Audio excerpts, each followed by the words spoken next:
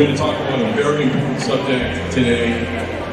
And so it is my distinct pleasure to introduce our own Ms. Griffin today.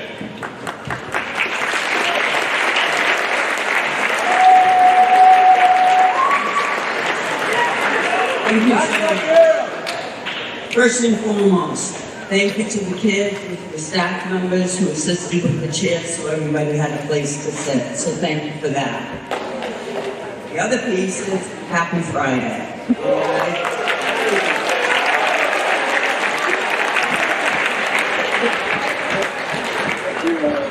Many of you know me as Ms. Griffin, as a licensed mental health counselor who's worked here more years now than I probably want to admit. But today, I am here as the Executive Director of the Bourne Substance Free Coalition. What that is, it's a volunteer-based coalition deeply committed to assisting individuals and families impacted by substance misuse and drug overdose. A lot of you know that I've dealt a lot over the years in my private practice and with kids who have been impacted. So this is near and dear to the people sitting at this table and myself. Our members of the Bourne Substance Free Coalition include Bourne Fire, Bourne Police, Bourne Board of Health, Bourne Conservation, a Reverend Deacon, a mom who has lost her son to addiction, and parents who have fought the battle alongside their sons and daughters who struggle with substance misuse. We have concerned parents on our coalition, and we are also proud to say we have a member of a Protect School Committee on the coalition, as well as a member of Bourne High School Committee. So I want to stress the importance today with you that this is not just about you making positive choices. It's about every adult that you know has to make positive choices in their life to be successful. So our goal here today is to hopefully plant a seed in you to understand if you make positive choices, positive things will happen. So today, with the support of Superintendent Roger Forget and his administrative team, this event is funded by the Bourne Substance Free Coalition grant from the Town of Bourne Opioid Settlement Fund. A thank you to Bourne Community TV for being here and filming this event, because you'll be able to view this at your home if you're interested or if your parents are interested as well. So this morning, I have the pleasure of introducing Kevin Rosario. Kevin Rosario is the founder of ACES, which means Addiction Counseling and Education Services. Mr. Rosario is a certified recovery coach, a family coach, and an intervention specialist with years of experience in prevention, recovery, and education. He brings a very powerful message to you guys about the real-life consequences of substance use and the pressure you guys face today, and practical strategies for making positive decisions. So if you'd be so kind as to give Mr. Kevin Rosario a warm welcome, I sure appreciate it.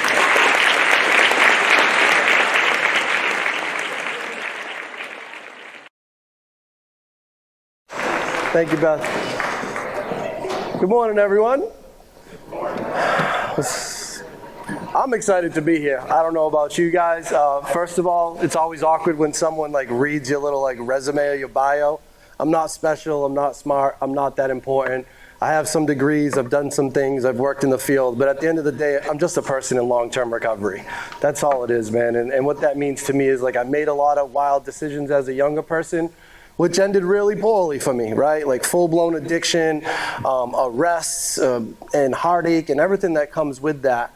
And gratefully, I'm one of the ones that made it out. Like not a lot of people didn't make it out, and I'm grateful to say that I've been in long-term recovery since July 2nd, 2010. I don't drink alcohol, I don't smoke weed.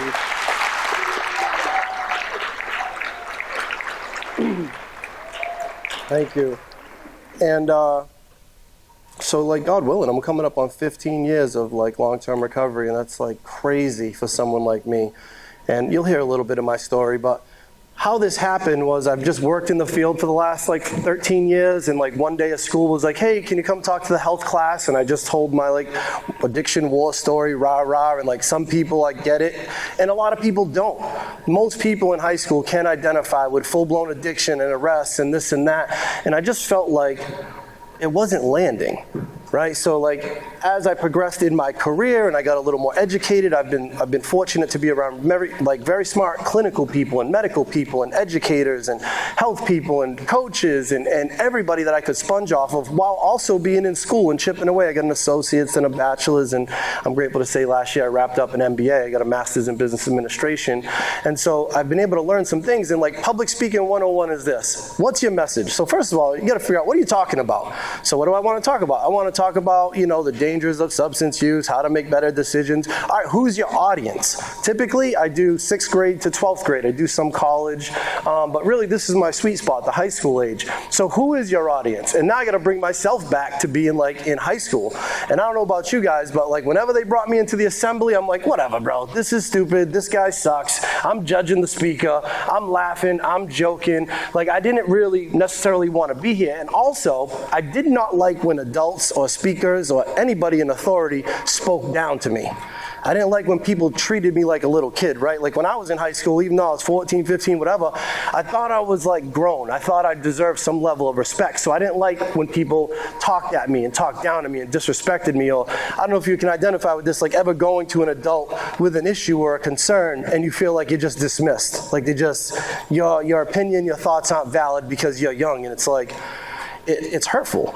And so my mission here is I'm going to do some PowerPoint stuff. I'm going to share some experience with you. I'll open it up to questions at the end. I get you involved a little bit and ask you some questions, but like my approach is this. I didn't like being talked down to. I didn't like being disrespected, so I'm not going to do that. I'm not going to treat you like little kids. I'm not going to try to scare you with the rah-rah story. I'm not trying to be cool. I'm not trying to be funny.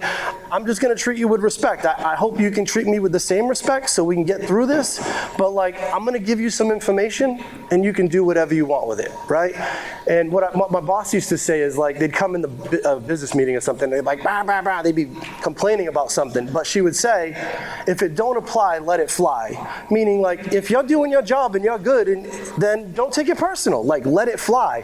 So same thing here, like if I'm talking about stuff and you're just like, yeah, no way, not me, never be me, I'm a good student, I'm healthy, I don't do any of these things, that's great. However, 65% of all people know someone that's affected by addiction or alcoholism. So like even if this don't apply to you, maybe take this as an opportunity to pick up a couple gems that you can help someone else with, right? So I'm not coming here because you're bad. I'm not coming here to talk at a particular group because like, oh, you guys are all gonna like crash and burn and this and that. No, it's like, thank you again to the Bourne Coalition for having me here. Thank you for the school for allowing me to be here. But it's just about sharing information. And I think you guys are way more powerful than me. So like if you can get a couple tidbits out of this that you can help another teen, another young adult, you're way more powerful and impactful than me. You know, like I'm just old, I'm out of date, I'm not cool, I don't know what's going on, I don't know nothing. You know what I'm saying? And I know that, I'm aware of that. But what I do have is science. So like when my mom used to be like, don't drink alcohol, I'd be like, why? Because I said so. Yeah, all right, bro. Because I said so? That's the excuse? Meanwhile, we're out here like camping and they're drinking and living their best life and look like they're having fun, right? Playing music. It's kind of a confusing message. Don't do it because it's bad because I said so. But can you get me a beer from the cooler while I cook these burgers and let me have a great time this weekend? It's like, what? So that wasn't helpful. Don't do it. Why? Because you're gonna die. No, I'm not gonna die, bro. You're being kind of dramatic. You know what I'm saying? So like none of the things like landed on me. So what this PowerPoint's about is like remove the emotion and the fanatical like, you know, extraness, and like here's some science. Here's some real science that I've researched, it's works cited, it's factual, you can look it up yourself. That's the deal. I'm just gonna give you some information. I'm not trying to yell at you. If I get loud, it's because I'm passionate, and like Beth said, and maybe this has affected you, like I've personally lost a lot of people, like a lot of death in my life, a lot of addiction, a lot of heavy stuff. So sometimes I get ramped up because I'm excited. I'm like so gassed to be here. If none of you get anything out of this, just know that you helped me just allowing me to speak to you, because it really does light me up. Because by the time someone's like 20, 30, 40 in full-blown addiction, it's really hard to bring them back. If you can get some young adults like yourselves that maybe kind of sliding left or right, it's a lot easier to get back on track before so much brain damage is done. I feel like this is where all the money should be spent. I feel like this is where all the time should be spent, with the young people. And it's not even necessarily about drugs. I get overbranded as the drug guy. It's not about drugs. Real prevention work is identifying young people that got anxiety, depression, trauma, low self-esteem. We got some, like, basically the overview and the cautionary story is just me, and I touched on that a little bit already. So my goal is like to share some information, ask you some questions, and at the end, I'm a complete open book. If you got a question for me, and maybe you don't want to ask it in front of the group, like I'll have my information on the last slide. So I know I'm old and out of touch, so I thought it would be funny to just kind of bring proof that I was a young person at one point. This is me in middle school. And I know this isn't everybody's story, but I already was smoking weed in middle school. So, the problem with that is when I was in middle school, it was just a big joke. It was just a little weed on the weekend. You couldn't convince me that it was a problem. And I'm not trying to scare you and convince you that it's a problem, but this is my experience. Is like I had problems before middle school. In elementary school, I already had issues.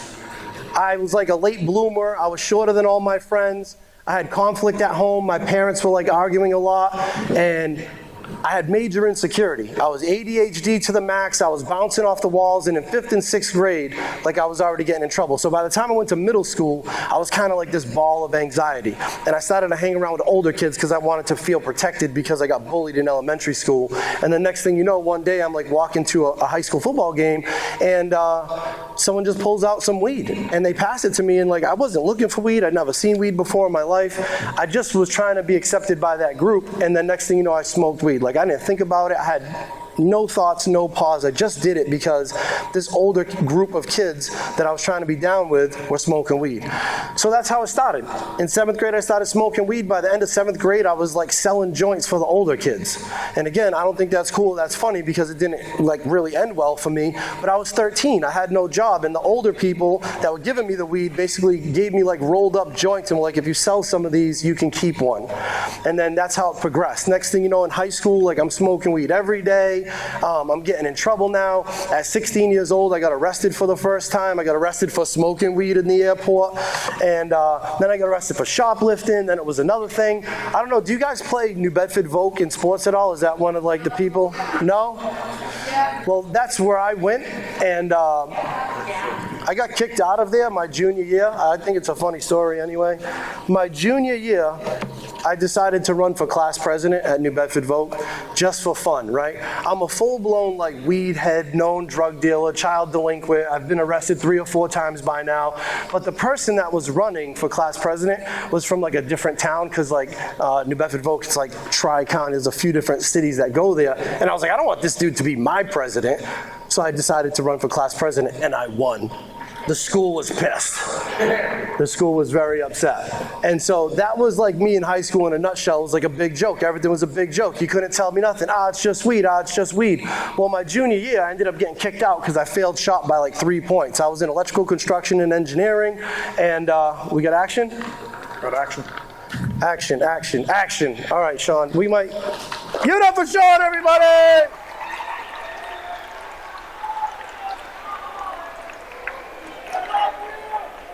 he really like saved me, because even at 45 years old, I'm still a spaz. Like I can't sit still. I want to move around. I want to look at you. I want to make eye contact. I want to engage you. I don't want to be like stuck at the podium like some politician. I want to kind of work around. So I'm glad that worked out.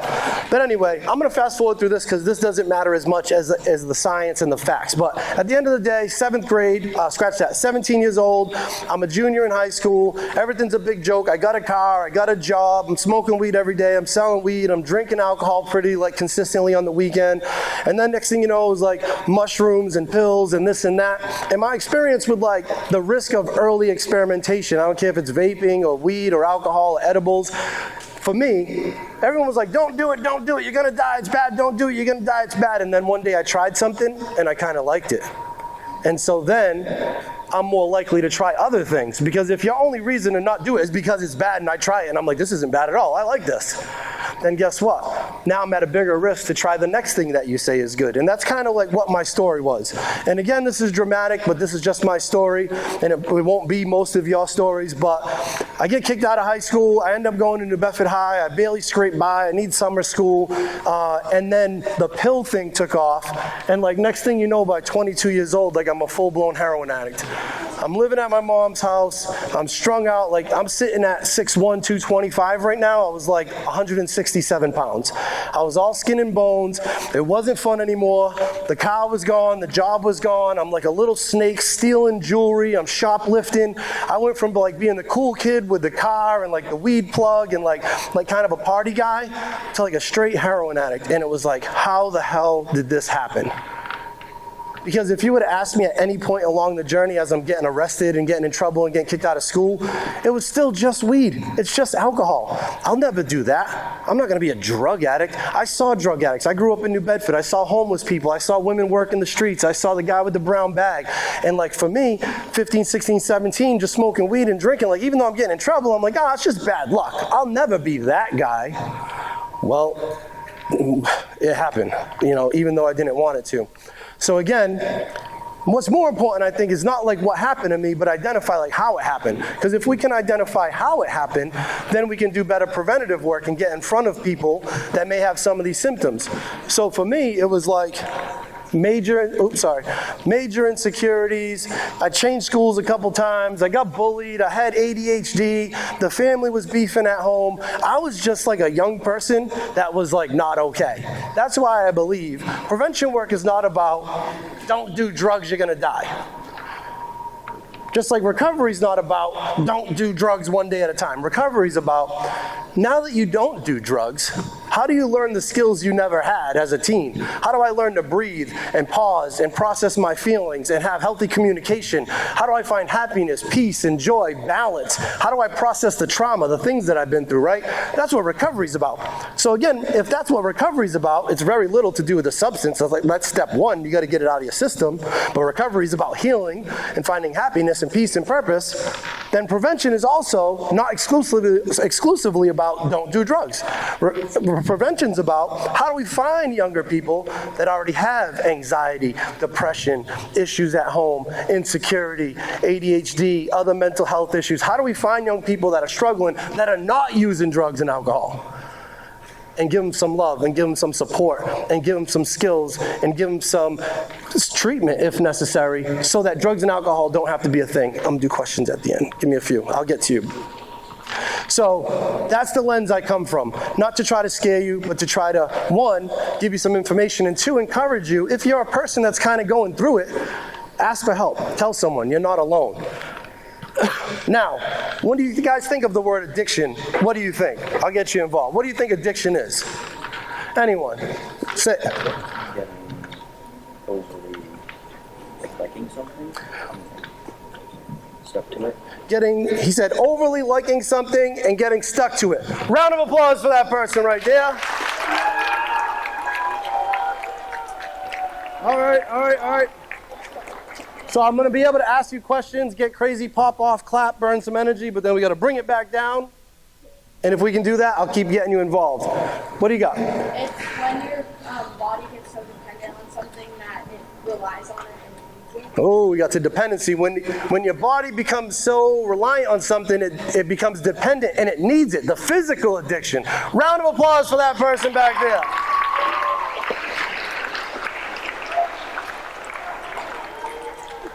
So addiction, and it's one more question.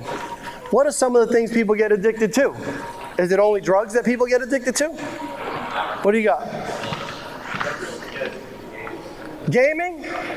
Games, video games. Round of applause for that person right there. Anyone else? What do people get addicted to? Anyone else? Anyone else? Yeah, shit. Gambling. Round of applause for that person right there. Who else? Who else? Who else? What else you get addicted to? Anything? Yes. Food. Round of applause for that person right there. You same thing? He took your thunder. All right. So, thank you guys for participating. You got great energy. So the point is this. You guys are doing a great job. The point is this. It's not just about drugs and alcohol. Addiction is a preoccupation or a mental obsession or an obsessive use of a thing or an activity that just kind of dominates your thinking, dominates your life. The key, though, is when an addiction becomes like unhealthy is despite negative consequences. So if you like jog every day, someone, oh, it's an addiction. You jog every day for an hour every morning. No, that could be a healthy habit. When it becomes interruptive for school, interruptive with your family, you're getting in trouble, maybe you're getting arrested, you're falling behind on your homework, maybe you dropped out of sports because you're just so obsessed with video games, cell phones, social media can be a big distraction. Obviously, vaping is a big problem. That's when you have a problem. Who knows what dopamine is? What's dopamine? Dopamine's that stuff that makes you happy in your brain. Dopamine's that stuff that makes you happy in your brain. Round of applause for that person right there.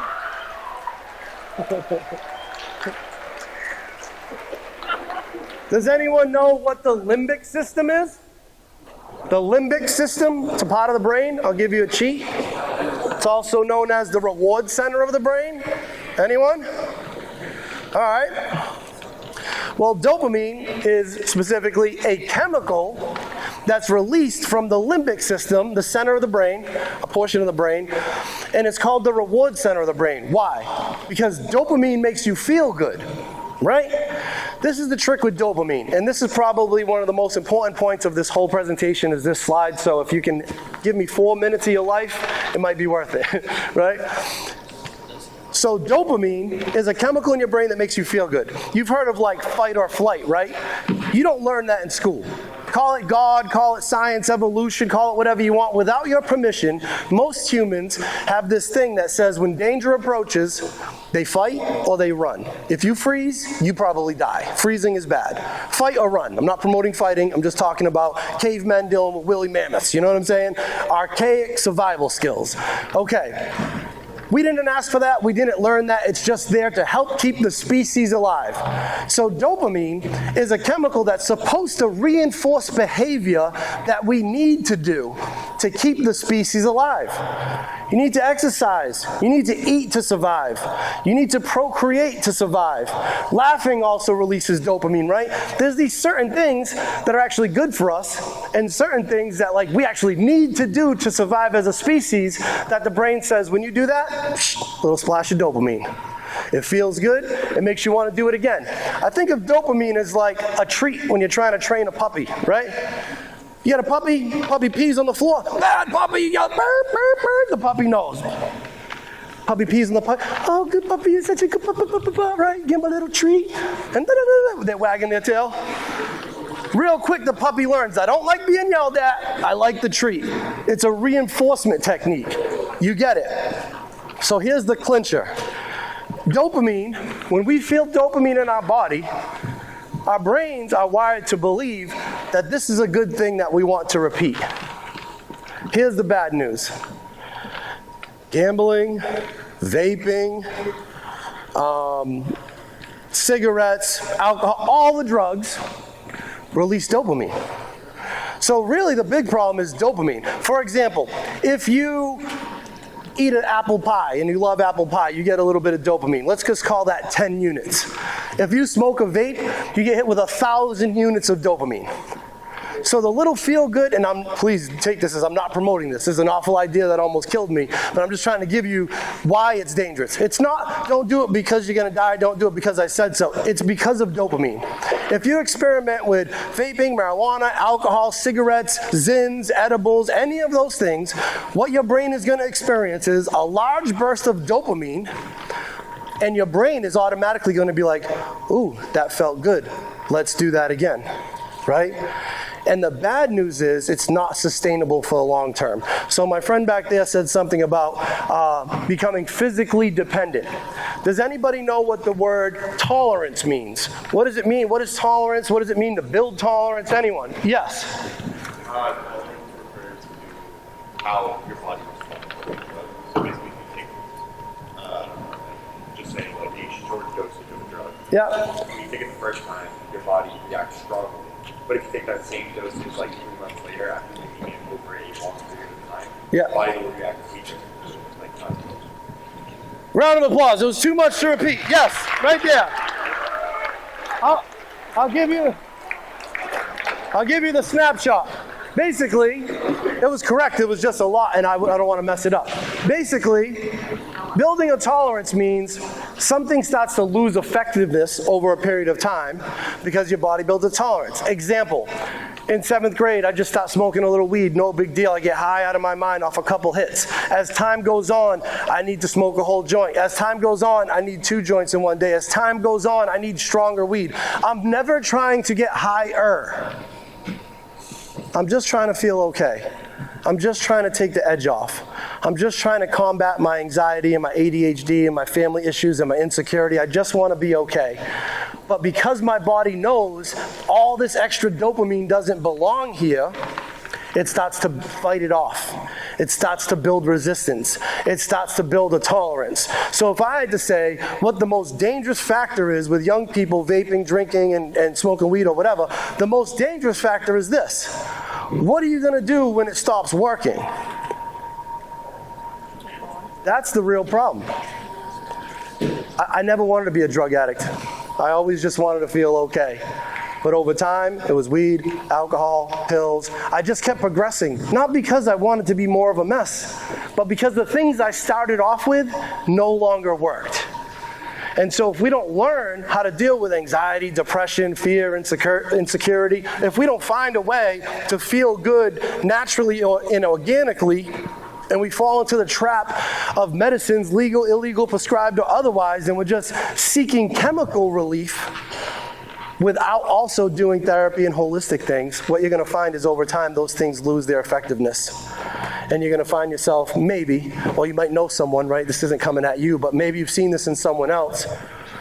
At some point, you're on all the meds and all the drugs and taking as much as you possibly can. And what I found for me is like end-stage, full-blown heroin addiction.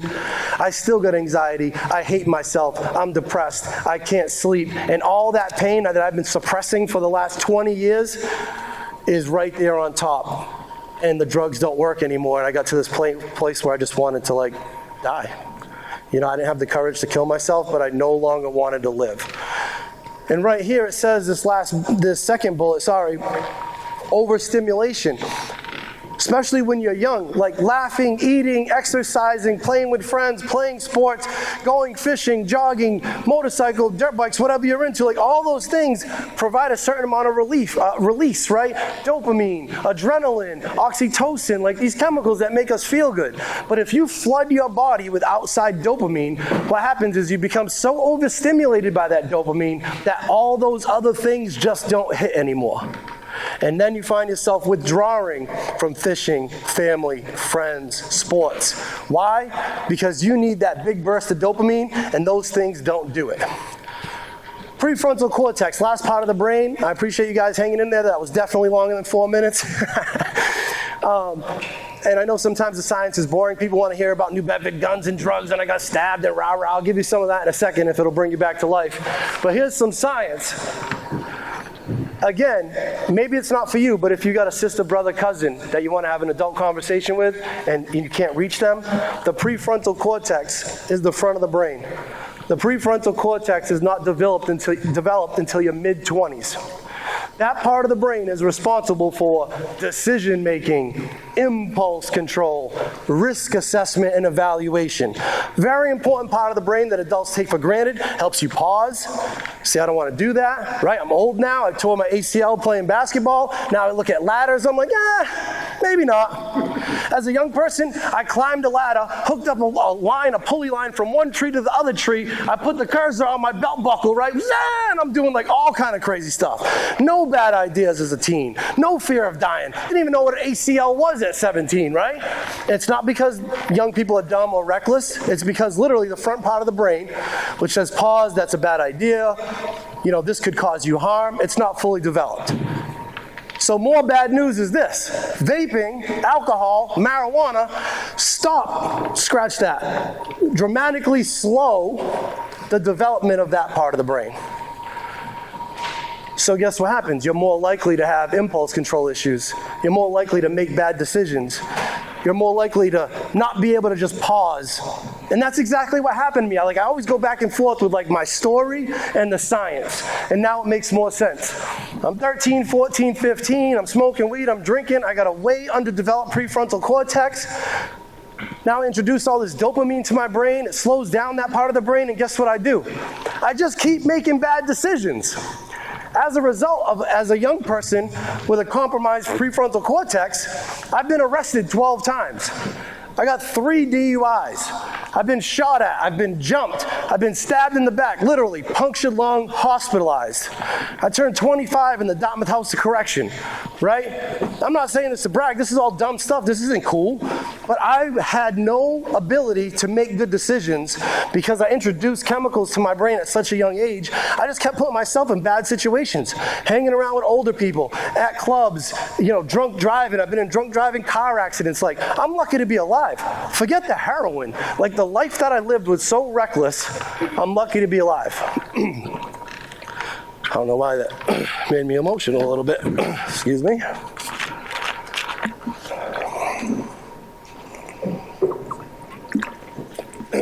And that was passion. I'm not yelling at you, so I'm sorry if that triggers anyone when I get loud like that. But when I think of that, I think of this dude, Sean, who was the first person I ever smoked weed with, who died in a car accident, a drug-related car accident.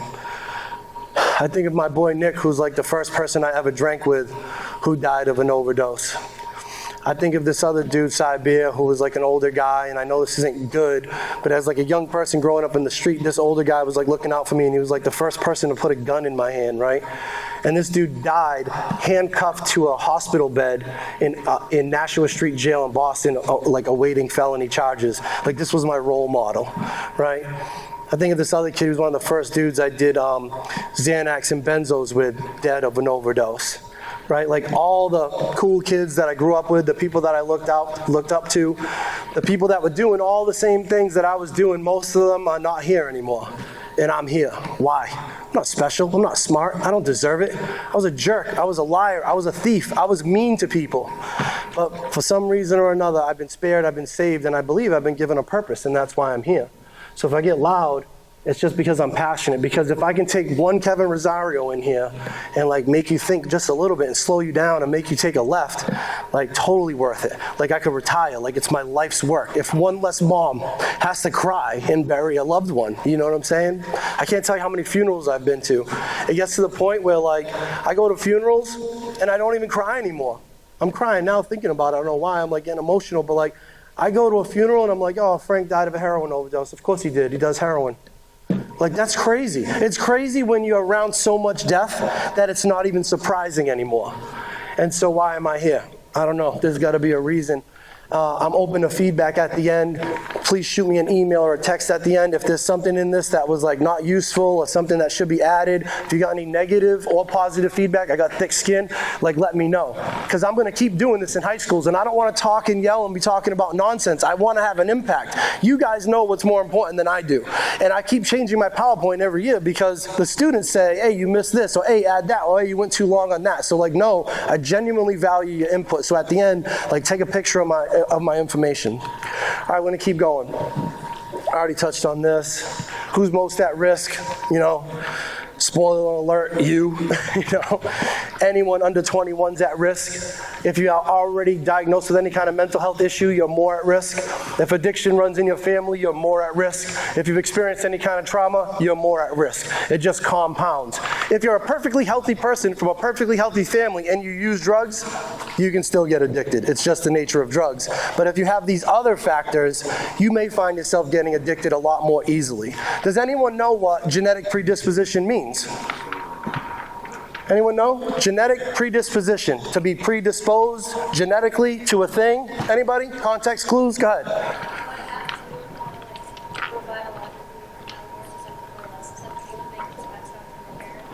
Yes. Biologically more susceptible or less susceptible to things because of the genes passed on from our parents, right? Round of applause for that person right there. That is correct. So, genetic predisposition, this is science. Genetic predisposition says when you go to a doctor, they do a genogram. They ask you your family history. Does anyone in your family ever have heart disease, hypertension, diabetes, asthma, certain allergies, heart disease, whatever, right? They ask you these things, not because if it runs in your family, you're automatically going to get it, but the fact is, if it runs in your family, you're just more at risk. So if we know cancer runs in your family, like it runs in mine heavy, like we're going to watch for cancer a little more in me than you if no cancer runs in your family. That's genetic predisposition. It's just science. Just like how the color of your eyes gets passed down and your features and your hair, those are all genetics. Well, if in your family history there's severe mental health and or addiction and alcoholism, like you're just at an increased risk. Oh, that would have been helpful. My mother's a sweetheart. She graduated New Bedford High School with honors. She never got a parking ticket in her life. She retired as like the head payroll clerk for the New Bedford Fire Department. She's like, Leave It to Beaver, Lifetime Movie Network, Christmas all year round mom. Like legit. Shout out to Mom Linda Rosario. Give it up for Linda Rosario, everybody. I tortured the poor lady. It's on TV. We love you, Mom. But again, my poor mother trying to help me as a lunatic teenager, she didn't know what to do with me. And she'd be like, don't do it because I said so. Don't do it because of this. Her father, my grandfather, died before I was born. That's all I knew. My father's father died when I was like 3 or 4. No emotional attachment to the guy, I didn't really know him. Well, come to find out, my mother's father was an alcoholic. And his death had something to do with his alcoholism. My father's father died of like cirrhosis of the liver, direct result of alcoholism. Well, that's helpful information. Would I have still done what I'd done as a teenager? I don't know. But when I'm like asking questions why, looking for like legitimate reasons, a good answer would have been, listen, Kevin, alcoholism runs heavy on both sides of your family. And if you start drinking as a teen, there's a good chance you could completely spin out because it runs in our family. I might have paused. I might have thought about it. I don't know. But I pose this to you. If alcoholism or drug addiction runs in your family, you got to keep that in mind. If it's not today, maybe it's tomorrow. If it's not high school, maybe it's college. Maybe you leave here with a great career because you're vocational people. Sooner or later, someone's going to present you with weed or alcohol or something if they haven't already. And like you have to evaluate yourself. You got to know who you are. Does this run in my family? Do I already have anxiety? Am I already predisposed? Because if you are, you may find yourself like me, like, boom. Like it was just fun, not fun anymore. Like overnight. It was like dramatic how it happened. It just completely spun out on me. So I won't go into this too much because people get triggered, but Beth, the one that introduced me, she's a mental health counselor. If anything I say triggers anyone, talk to a trusted adult. Don't sit with this, right? Like, talk to somebody because most of us experience some form of trauma, but nobody wants to talk about it. And trauma isn't always like the heavy thing like physical or sexual abuse, like that's obvious. But like some of the smaller traumas are like, if you've moved more than twice before you finish high school, that can be considered an adverse childhood experience. Starting all over again, going to a new community, meeting new friends, losing old friends, maybe starting, in a new sports team or whatever. If you have an alcoholic in your family, 1, 2, even if they're like not physically abusive, having an alcoholic in your family is an adverse childhood experience. If you grew up in a separated home, adverse childhood experience. If one of your loved ones was incarcerated, adverse childhood experience, right?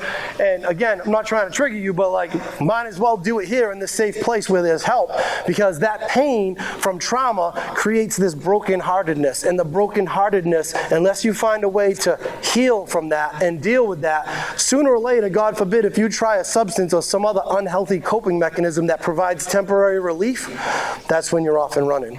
Right? So people that have more pain are more susceptible to become addicted to drugs and alcohol, because you just want that hurt to go away.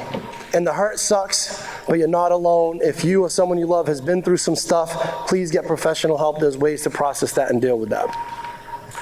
So just more statistics. I mean, I just looked this stuff up just so people know if they like, I'll send you this PowerPoint if you want it, you can have it. I can give you the websites that I got this stuff from. But basically the science just says the younger you start, the more likely you are to become addicted. And I'm gonna give a shout out to Dr. Schran since I'm being recorded, but he was one of the guys early on in my career that had an influence on me. He's an adolescent psychiatrist. He used to work for High Point and Brockton at the Castle program, which was an adolescent program. He's now like the chief medical director at, I think, Riverside out in the Worcester area, but he used to do presentations to high schools, and what he said was, and Dr. Schramm, forgive me because these are not the numbers he said, because I can't remember the numbers he said, but you'll get the point. He basically said, if you can wait until you're 16 before you try your first substance, vaping, alcohol, marijuana, cigarettes, cigars, etc., you're like 22% less likely to become addicted. If you can wait until you're 18, it goes to like 31. If you wait till you're 21, it goes to like 46. If you actually wait until you're 25 and give your brain a full chance to develop, it goes down to like 62% less likely to become addicted. That's interesting, right? So it's like, I want to come in here and be like real with you. I'm not an anti-alcohol guy. I'm not an anti-marijuana guy. I'm a like, consider not doing it now guy. If you finish high school and you go start a business and you call me at 25, you got a master's degree, you own a home, you're killing it at life, like I'll buy you a glass of wine or champagne to celebrate your accomplishments. Your adult brain can handle it at that point. So just to try to drill home the message is like, I'm not saying that everyone that drinks a beer or smokes a joint are bad people or addicted and like their life's unmanageable, because that's not the truth.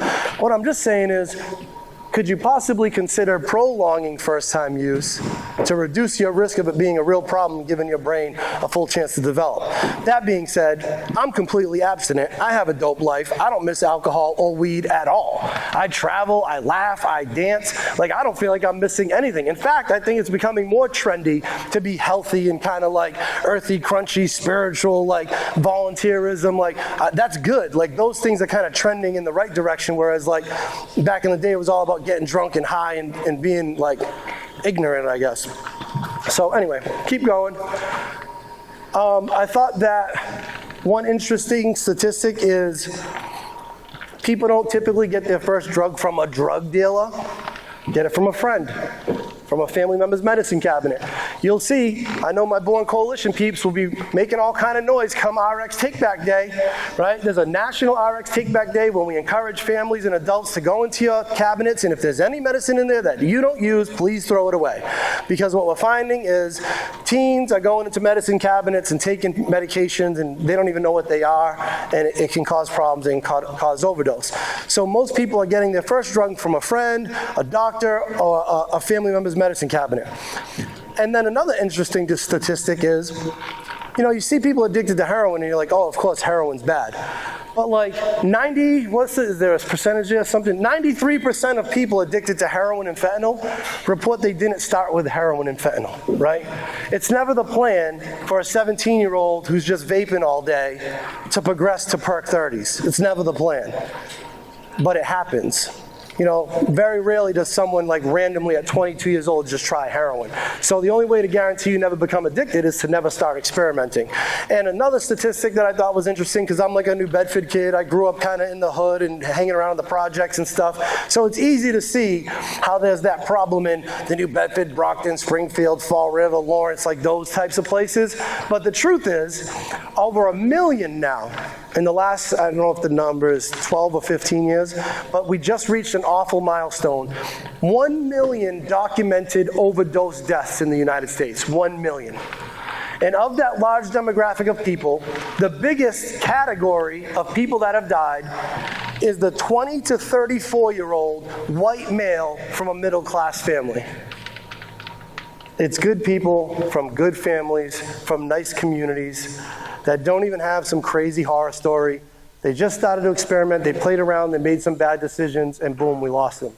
And even more so now, because for whatever reason, even though fentanyl kills people, they're putting fentanyl in everything. They're putting it in weed, they're putting it in alcohol. Like OG cocaine users that just sniff a little coke on the weekend, they're overdosing now, because they can't even get clean coke without fentanyl in it. They're putting it in vapes. People are buying like vapes on TikTok and Snapchat and everything else, and they got fentanyl in it. It's crazy. So it's just like, it's a dangerous time to be out there experimenting. All right, marijuana. I'm just watching time because I want to make sure I leave you guys time for questions. So I put marijuana in here because, especially a few years ago, and I know Bourne especially made a lot of noise about it, but they were like legalizing marijuana and opening up marijuana shops. I was working for a treatment center in Falmouth for like 10 years. I was very involved in advocacy and education and all that stuff. And like, because marijuana is now legal, what we find is the perception of people, especially young people, the perception of its risk has been lowered. It can't be that bad if it's legal, right? And again, I'm not an anti-marijuana guy. If you're a 40-year-old, you smoke weed, go fishing, live your best life. I could care less, bro. You know what I'm saying? But the truth is this, because marijuana is everywhere now, younger people think, it can't be that bad. Because Uncle Billy, who used to be like a low-key weed smoker, now is smoking on the John Deere, cutting the grass, right? It's become more in our face. It just makes us think it can't be that dangerous because it's legal. Well, this marijuana that's out now is very strong. I'm old, right? I smoked that old Arizona brick weed via Mexico. It came like a phone book. You had to peel it apart, shake the seeds out, hit it with a little Sprite, put some lettuce on it to bring it back to life because it was so dry. Like, this is a real thing. It was bad. It wasn't good. It was like, 4% THC. And again, if there's any people out there quoting me, I'm just using numbers for visual aids. I don't know the exact statistics, just to throw that out there. But to give you the perspective change, like some of this marijuana made in the labs that's like high level, clean, beautiful, strong medical marijuana, like this is coming out 11%, 12%, 17%. You guys good? 17% THC, which is 3-4 times stronger than what I smoked. And then when you get into the edibles, it's more compounded. Then if you get into the resins, I don't know if you've heard of resins or dabs. Resins or dabs is like they extract the THC right out of the plant. That's up to 93% THC. And so, why does that matter? Because THC is causing schizophrenia in young people. And if you don't know what schizophrenia is, it basically means you see things and hear things that are not there.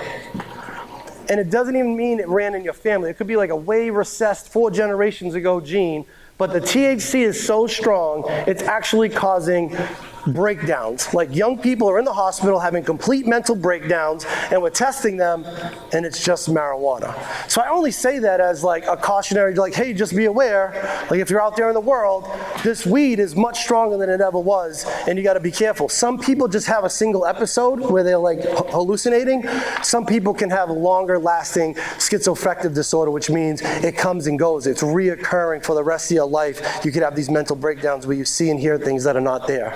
Again, the argument is like, oh, it's legal, it must not be that bad. Okay, let me give you exhibit B, alcohol. Alcohol been legal forever. Alcohol kills more people every year than any other drug. Alcohol's a drug. Alcohol-related accidents, illnesses, and diseases kill more people every year than fentanyl. And so this whole argument like, oh, if it's legal, it can't be bad, based on what? right? Just because something's legal doesn't mean that it's great. There are drugs out there and clinical practices that are not approved, that are not legal, that are tremendously effective. And sometimes legal or illegal is dependent on profitable or not profitable. And then you got these bad boys. Anybody do these? Anybody? Who vapes? Raise your hand. Almost got you with a Simon Says real quick. I got someone at the last school. The guy was like, I was like, oh, thanks, bro. Appreciate you. 1% honest.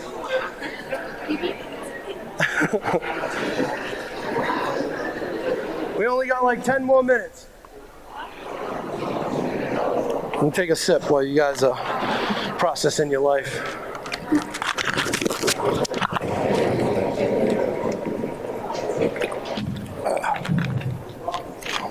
All right, so here's the thing. Here's the thing with vaping, right? I'm not gonna make a big deal about it because I guarantee 25% of the people in this room vape. And the people that vape are gonna be like, shut up, bro, not me, it'll never happen, that's ridiculous, you're being dramatic. Because your prefrontal cortex, which processes risk evaluation, is not fully developed yet. It's scientifically improbable for me to convince you that this is dangerous. So I'm not gonna do that. Do whatever you want, live your best life. I'm gonna give you some facts. This was not designed to go after like the cranberry farmer trying to kick Pall Mall Reds. The Pall Mall Red farmer never in his life got a blue raz, blackberry, cotton, how do you do, pink lemonade, unless you're ghetto and you're getting the clears from the gas station. Those ain't for him. This dude smokes black leaves. He don't smoke blue raz. These things came out because this country actually did a great job of saying, oh yeah, cigarettes are killing people. They made it illegal to advertise cigarettes on TV. Well, you messing with the biggest cartels now. You're messing with big tobacco. And so what happens in this multi-billion-dollar industry that sees profit share, losses in revenue, cigarettes are not that cool anymore. People are not smoking them. So great job, America, for making that a thing. But you can't hold a hustler down. So how do we diversify our portfolio? How do we create new products to regain market share, to get new long-term end users? Let's make it pretty. Let's make it pink. Let's make it fruity. Let's put Scooby-Doo and flowers on it, right?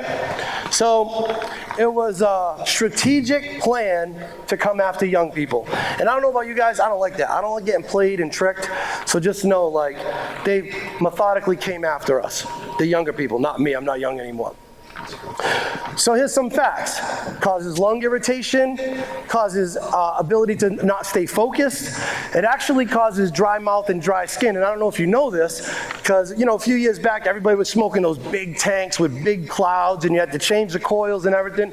Well, now they're like this big. Well, how do they make it this big? We'll still pack a punch. Oh, they added salt to it. Google it. Salt Nick is what's in the vape. Salt Nick. Well, what's that about? To have this little guy with this little baby battery be able to give you that how do you do you're looking for? We're going to put salt in the chemical solution. The salt goes into your lungs, opens up the blood vessels so the nicotine can travel faster. I was like, wow, that's dirty. That's dirty. It's kind of smart. It's pretty dirty, right? And so that's what you're dealing with. So young people, eyes, lips, skin dried out, fingers feel swollen. Why? Because you're smoking salt all day and it's literally dehydrating you. Salt kills water. We're 80-something% water, right? I was like, wow, that's interesting, right? But forget all the physical things. I want you to remember this if you don't remember anything else. I believe the biggest danger with vaping is, right now if you vape, it gives you a little hit. It gives you a little zing. It gives you a certain amount of dopamine. The problem is, 2 years from now, it's not going to hit that way. And then what are you going to do? That's my biggest fear with vaping. It'll be less dramatic and loud and extra. I don't think everybody that vapes is going to shoot fentanyl and die. But the truth is this, if you use vapes or anything else like that, it's probably going to stop working.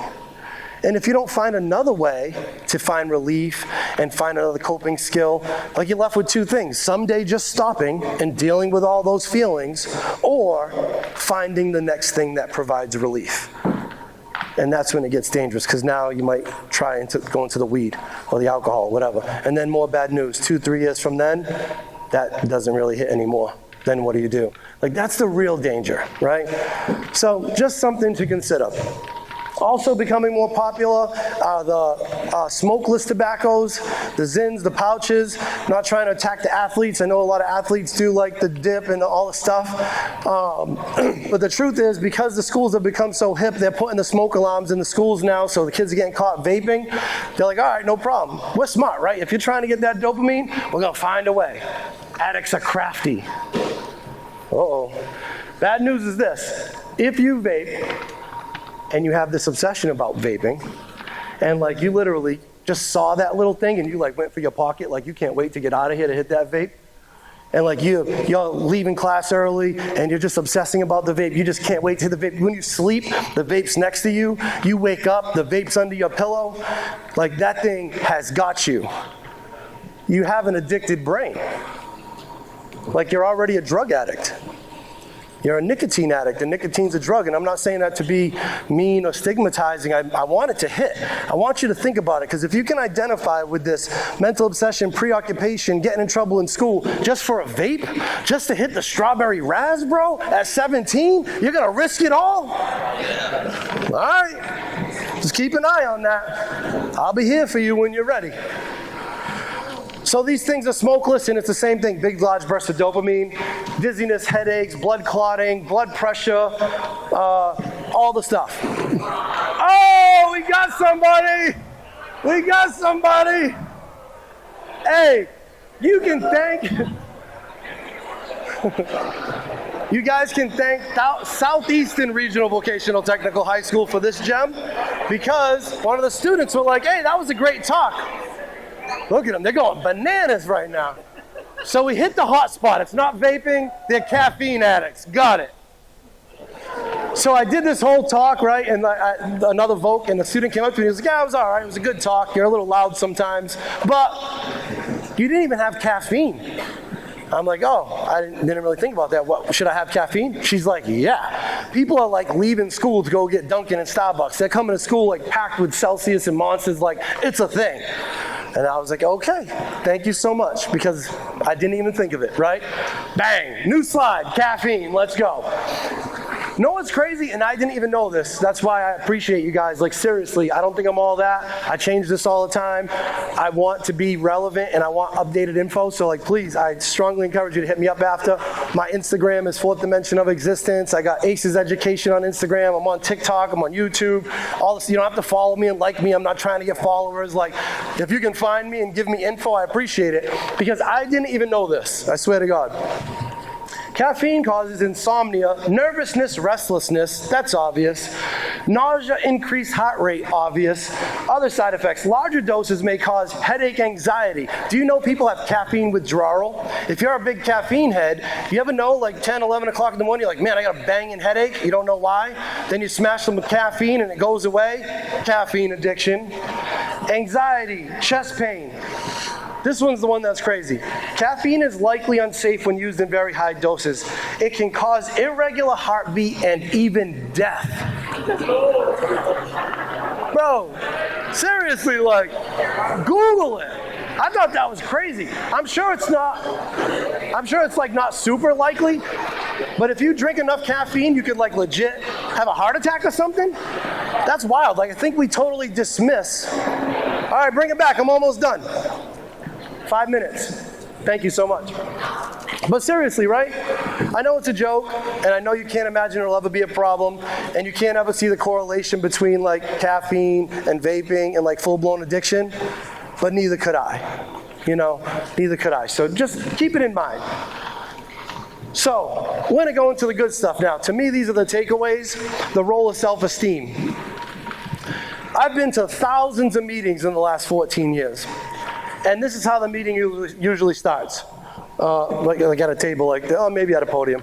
My name's Kevin, and I'm an alcoholic, and I I remember when I was like 14, 15, I felt like I didn't feel comfortable in my own skin. I started out the presentation that way. Anxiety, low self-esteem, ADHD, racing brain, problems at home. Like literally that's one of the most common stories you hear which led to someone being in addiction. So what we've learned, again, and this I'm just realizing this like G drive is not perfectly translating my slide because this is supposed to be over here. Maybe work that out for the next presentation. But people with positive self-esteem versus low self-esteem. People with positive self-esteem are less likely to be influenced by others. I don't care if you like me. I'm not trying to impress you. I'm not gonna like sell out and do weird stuff just to like fit in. That's me. I had low self-esteem. I wanted people to like me. I was a crash dummy. I just did whatever other people were doing so they would like me. People with positive self-esteem don't have to do that. So again, a good part of prevention was like, how do we lift people up? How do we help people build their self-esteem? Well, first of all, let's cut out the negative. Let's get away from the toxic people. Social media, believe it or not, is like super toxic for some, not for all. But there's a study that says there's a correlation between an increase in depression and anxiety with the more you are on social media. And so I started looking into that. I'm like, well, what's that all about? Well, first of all, social media is just this fake world, right? You got this fake wannabe IG model with her big fake eyelashes, with her big fake Brazilian add-on package. She still uses a filter, right? Still using a filter on the best day of her life. Hey, the guys ain't safe. Guys are out here all blown out on testosterone and steroids, right? They going to Turkey and getting their hair plugs. They're renting cars in Miami, taking a picture about how they're millionaires and making money and they're jacked and roided out. And bro, it's not real life. Most people don't look like that. Like I'm a solid 6. On a good day, I'm like a solid 6. You know what I'm saying? I go on social media, I see all these fake girls with their filters, these fake guys. Hey, check this one out. This is another one I learned. Dudes are getting calf implants. Calf implants. Like, bro, go to the gym. Eat some protein. This is the world we live in. Fakeness. So why am I saying this? I'm saying this because, hold on guys, bring it back. Almost done. You guys have been awesome, seriously. Almost done.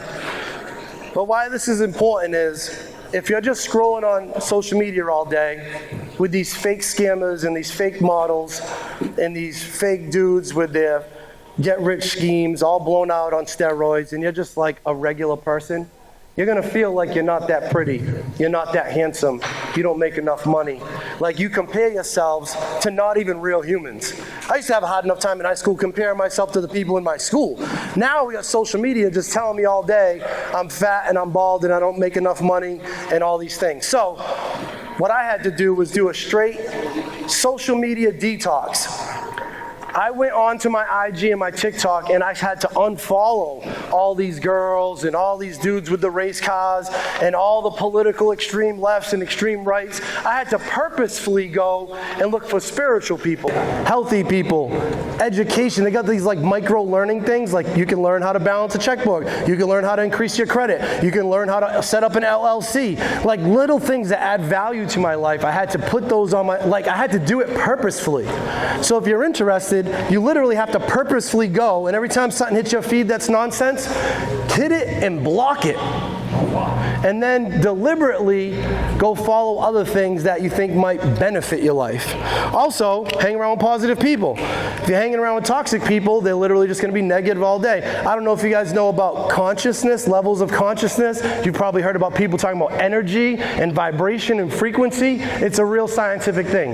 If you're a negative, life sucks guy, if you're one of those guys, and you come into my field, your cortisols and your negative energy come into my energy field, and you can actually bring me down. So negative, toxic people can physically, emotionally bring you down.